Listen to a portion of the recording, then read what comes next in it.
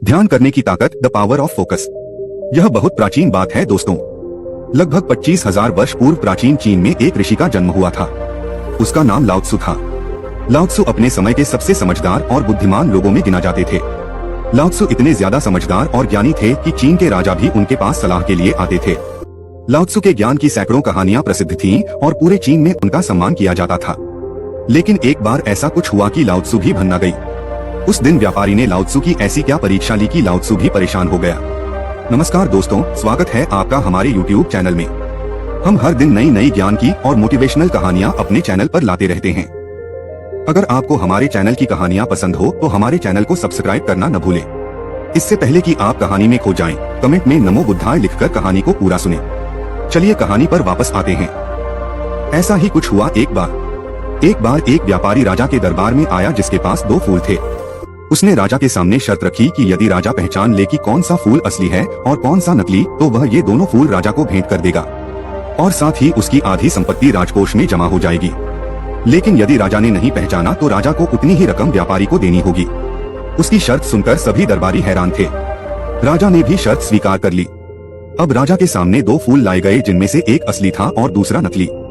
लेकिन दोनों में अंतर करना मुश्किल था क्योंकि वे दोनों बिल्कुल एक जैसे दिखते थे। जिस कारीगर ने उस नकली फूल को बनाया था वह इतना कुशल था कि उसने उस फूल की इतनी बारीकी से नकल की थी कि दोनों में अंतर करना मुश्किल हो गया। अब राजा असमंजस में पड़ गया। दरबारियों की भी वैसी ही हालत थी जैसी राजा की थी।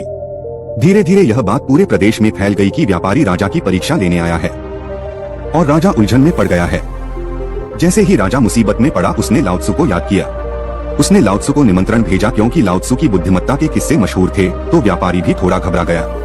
हालांकि वह लाओ त्सु से कभी नहीं मिले थे, लेकिन उनके बारे में बहुत कुछ सुना था। वह लाओ त्सु एक बहुत बुद्धिमान व्यक्ति है। दूत ने लाओ त्सु को संदेश दिया कि राजा दुविधा में फंस गए हैं। 2 फूलों की पहचान करनी है लेकिन राजा नहीं पहचान पा रहे हैं। लाओ त्सु राजा के दरबार में पहुंचा। लाओ त्सु को देखकर राजा की जान में जान आई। लाओ त्सु ने उन दोनों फूलों को बहुत ध्यान से देखा और फर्क करने की कोशिश की, लेकिन लाओ त्सु भी भ्रमित हो गया। वह थोड़ा परेशान हो गया। वह खुद भी भ्रमित हो गया कि इनमें से कौन सा फूल असली है और कौन सा नकली। क्योंकि दोनों फूल बिल्कुल एक जैसे दिखते थे, लाओ त्सु को भी उनमें अंतर करना बहुत मुश्किल हो रहा था। लाओ त्सु ने व्यापारी से कुछ समय मांगा और वह दरबार की खिड़की तक चला गया और उसने वह खिड़की खोल दी। थोड़ी देर में एक मधुमक्खी बाहर से उड़ती हुई आई और वह उन 2 फूलों में से एक पर जाकर बैठ गई और यह देखकर लाओ त्सु के चेहरे पर हल्की सी मुस्कान फैल गई। राजा समझ गए कि लाओ त्सु ने इस दुविधा का समाधान ढूंढ लिया है। उसने असली फूल को पहचान लिया है। तब लाओ त्सु ने कहा कि बाईं ओर रखा हुआ फूल असली है और दाईं ओर रखा हुआ फूल नकली है। व्यापारी को बहुत आश्चर्य हुआ क्योंकि वह भी कभी कभी यह भूल जाता था कि कौन सा फूल असली है और कौन सा नकली है। उसे याद करने में भी कठिनाई हो रही थी। उसने लाओ त्सु से आश्चर्य से पूछा कि तुमने कैसे पहचाना। लाओ त्सु ने कहा कि मनुष्य की आंख को धोखा दिया जा सकता है, लेकिन इस प्रकृति ताओ को धोखा नहीं दिया जा सकता। लाओ त्सु प्रकृति को ताओ कहते थे।